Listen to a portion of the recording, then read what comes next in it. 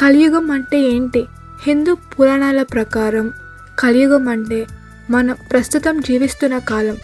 ఇది 4 యుగాలలో కృత, త్రేత, ద్వాపర, కలి చివరిది మరియు 4వది.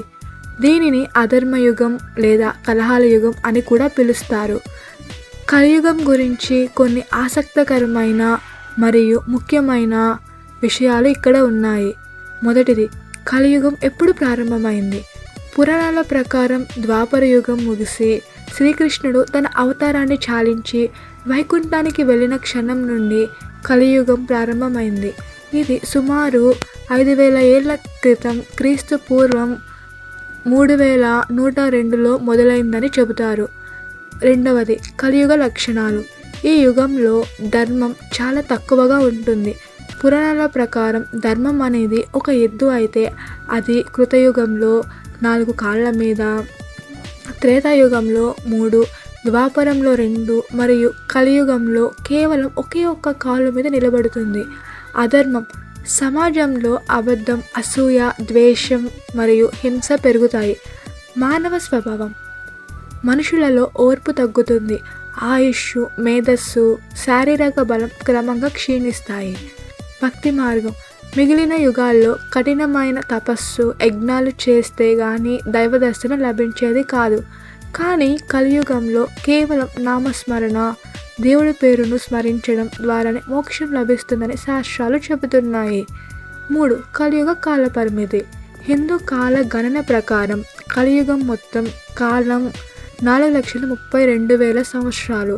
మనం ఇప్పటికీ ఈ కలియుగం యొక్క ప్రారంభ దశలోనే మొదటి 5,000 ఏళ్ళు ఉన్నాము. ఇంకా చాలా కాలం మిగిలే ఉంది. 4. కలియుగ అంతం. కల్కి అవతారం. కలియుగం చివరలో అధర్మం పరాకాష్ఠకు చేరినప్పుడు లోకాన్ని రక్షించడానికి మరియు ధర్మాన్ని పునరుద్ధరించడానికి మహావిష్ణువు కల్కి అవతారంలో జన్మిస్తాడని పురాణాలు చెబుతున్నాయి. కల్కి దుష్టులను శిక్షించి తిరిగి సత్యయుగానికి, కృతయుగం పునాది వేస్తాడు. ముఖ్య గమనిక. కలియుగంలో కష్టాలు ఎక్కువగా ఉన్నప్పటికీ మోక్షం పొందడానికి ఇది సులభమైన యుగమని భక్తగ్రేసరులు చెబుతున్నారు. ఎందుకంటే చిన్న సత్కార్యం కూడా ఈ యుగంలో గొప్ప ఫలితాన్ని ఇస్తుంది. నిజానికి ఇది చాలా కీలకమైన ప్రశ్న. కురు వంశానికి చెందిన జనమేజయుడికే మొదటిసారిగా పూర్తి స్థాయిలో మహాభారతం వినిపించడం జరిగింది. ఆ వివరాలు ఇక్కడ ఉన్నాయి. మహాభారత ప్రవచనకర్త వైశంపాయనుడు జనమేజయుడు సర్పయాగం చేస్తున్న సమయంలోనే వేదవ్యాసుల వారి శిష్యుడైన వైశంపాయన మహర్షి ఈ మహాభారత కథను వినిపించారు. సందర్భం.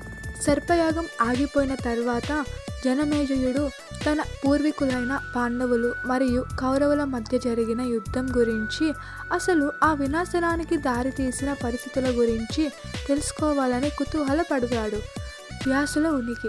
అప్పటికే వేదవ్యాసుల వారు తన మనోనేత్రంతో ఈ కథనంతటిని జయ అనే పేరుతో గ్రంథస్థం చేసి ఉంటారు.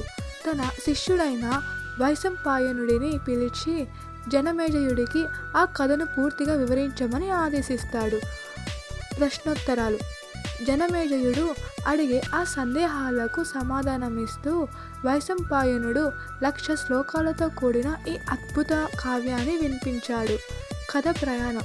మహాభారతం ఒకరి నుండి ఒకరికి ఎలా చేరిందో ఈ క్రమం చూస్తే అర్థమవుతుంది. వేదవ్యాసుడు కథను రచించారు. వైశంపాయనుడు జనమేజయుడికి సర్పయాగ సమయంలో వినిపించారు. ఉగ్రవశుడు సూత మహర్షి వైశంపాయనుడు చెబుతుండగా విన్న సూత మహర్షి తర్వాత కాలంలో నైమిసారణ్యంలో సౌనకాది మునులకు ఈ కథను మళ్ళీ వినిపించారు. అవును, మీరు చెప్పింది అక్షరాల నిజం.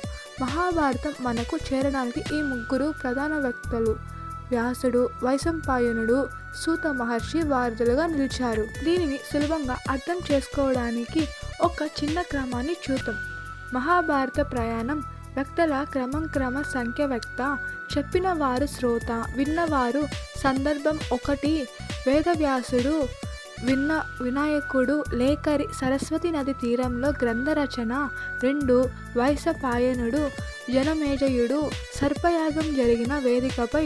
3 ఉగ్రశ్రవసుడు, సూతుడు, సౌనకాది మునులు నైమిశారణ్యంలో యజ్ఞం సందర్భంగా ఈ కథ ప్రయాణంలో వ్యాస మహర్షి పాత్ర చాలా గొప్పది. ఆయన కేవలం మహాభారతాన్ని రక్షించడమే కాకుండా తన శిష్యులైన వైశంపాయనుడు, జైమిని, పైలుడు, సుమతుడు మరియు తన కుమారుడైన సుఖ మహర్షికి కూడా ఈ జ్ఞానాన్ని బోధించారు. వైశంపాయనుడు మానవలోకంలో మహాభారతాన్ని ప్రచారం చేస్తే, అదే సమయంలో దేవలోకంలో నారద మహర్షి, పితృలోకంలో అసిత దేవలుడు ఈ కథను వినిపించారని పురాణాలు చెబుతున్నాయి. జనమేజయుడి ప్రాయశ్చిత్తం మహాభారత కథను పూర్తిగా విన్న తర్వాత తన తండ్రి మరణం వల్ల కలిగిన దుఃఖం నుండి, సర్పయాగం చేయడం వల్ల కలిగిన అశాంతి నుండి జనమేజయుడు విముక్తుడయ్యాడు. అందుకే ఇప్పటికీ మహాభారత శ్రవణం మానసిక ప్రశాంతతను ఇస్తుందని నమ్ముతారు.